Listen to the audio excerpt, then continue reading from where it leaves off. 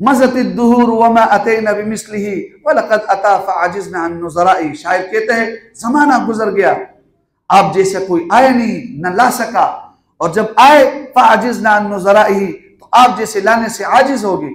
ला युमकिनु सनाउ कमन कान हक़्क़हू, जैसे आपका तारीफ करने का हक था वो हम अदा नहीं कर सकते, मुमकिन नहीं है।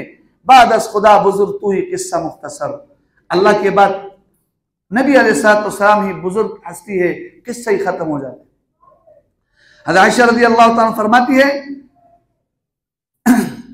लना शम्सुन वलिल आफाक़ शम्सुन व शम्सी खैरुम मिन शम्सिस समा।